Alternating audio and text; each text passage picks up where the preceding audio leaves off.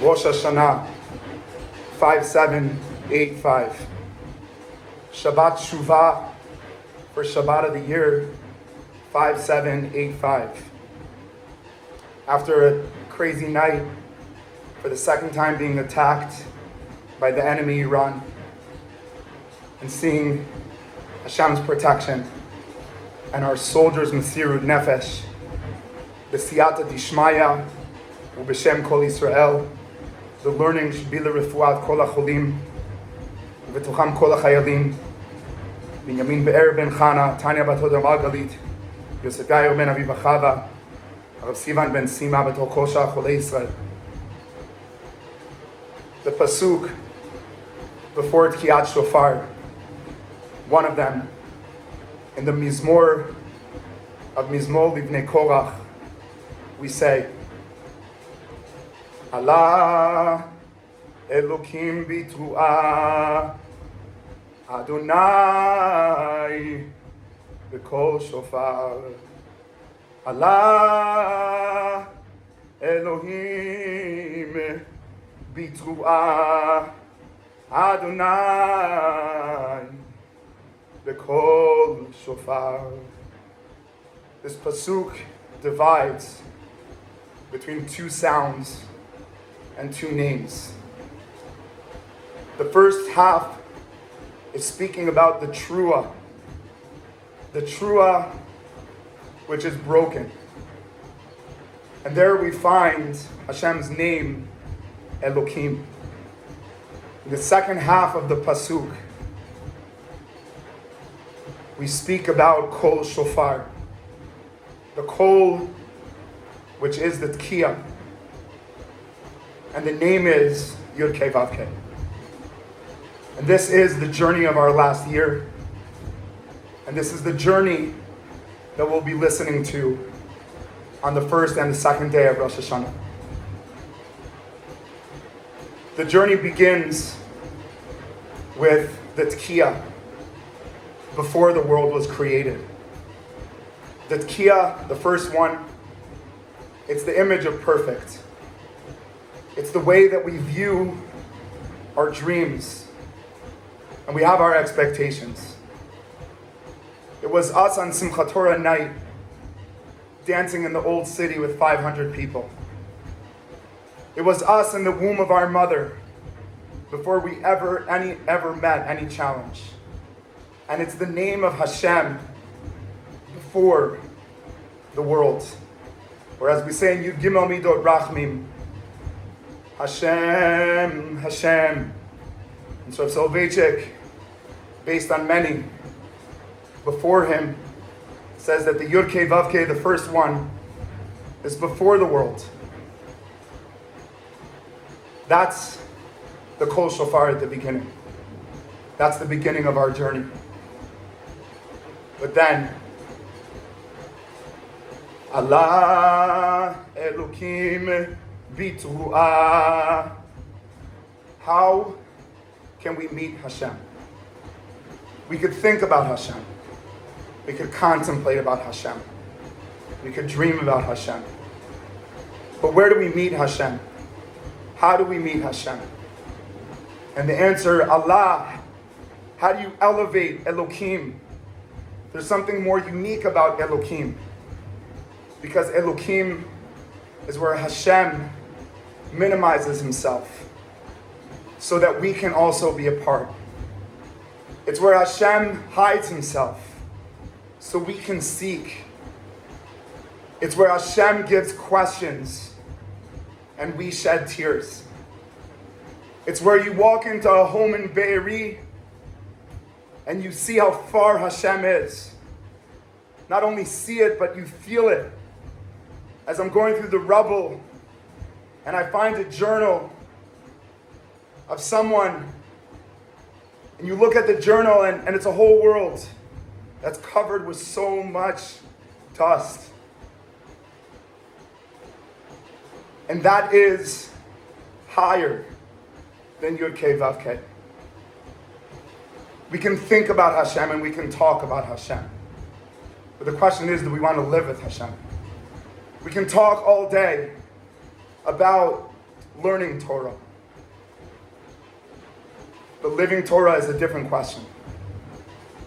We can go on dates our entire life. But to be married is a different question. And so the second part is the Shevarim Trua.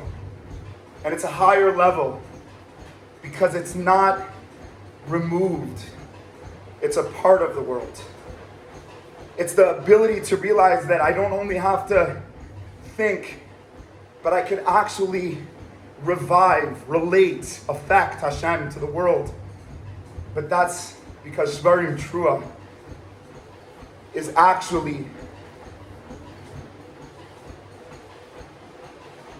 teaching us that in the distance from Hashem, we can do two things. We can yell, or we can be silent. We could see it and walk away and just wait for the first name to come back. Or we could enter. We can be a soldier on the Lebanon border. We can be a soldier for the families that are celebrating Rosh Hashanah with 9 kids and one mother who's trying her best to be as strong as possible, thinking all the time about her husband. It's all the mothers that are thinking about their children, that are so young and so excited for the future, but dealing right now with making sure that there's a present so that there could be a future. Shevarim Trua. Shevarim Trua ala Elokim b'Truah.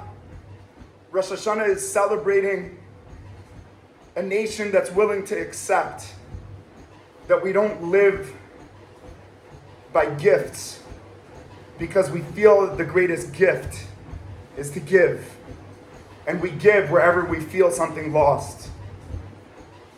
Erev Rosh Hashanah, Avi Schwartz, the brother of Ezra Schwartz, Hashem Yikom Damo Zecher Tzadik Livracha, taught us that Ezra's birthday is Erev Rosh Hashanah. And he can't celebrate with Ezra, so he celebrated through Ezra.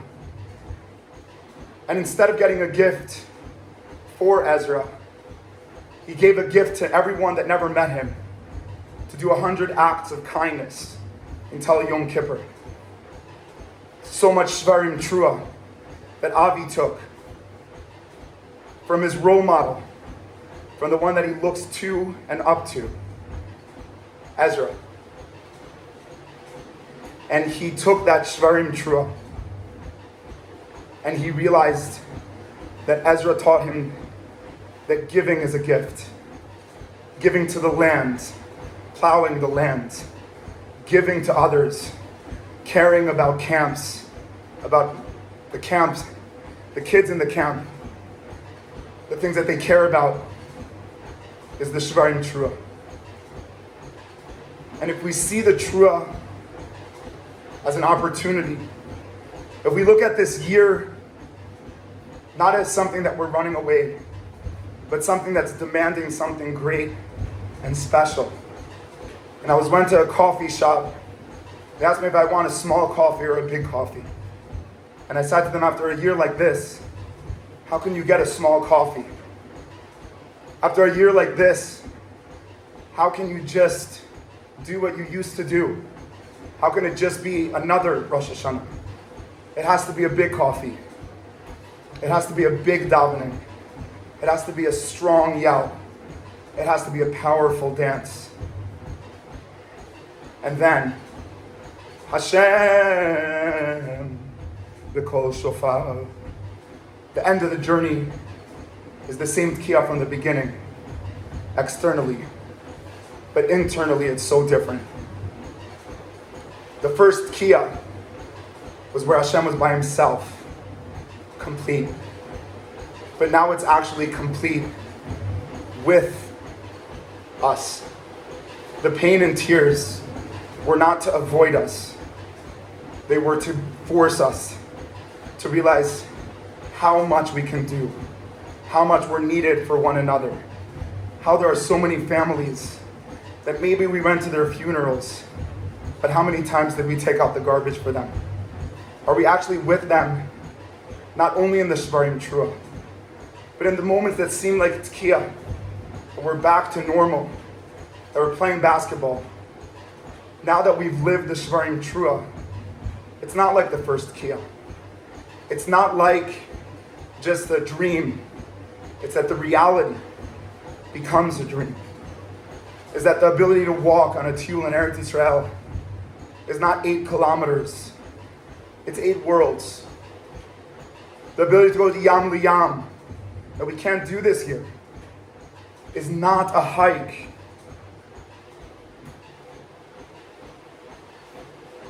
It's a journey through history.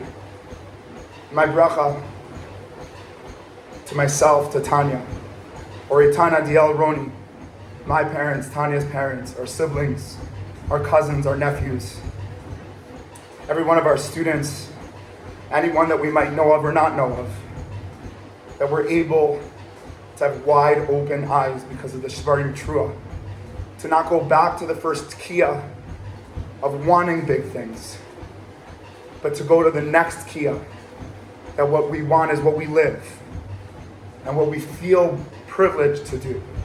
That chesed is not just something we talk about, but it's something we enjoy.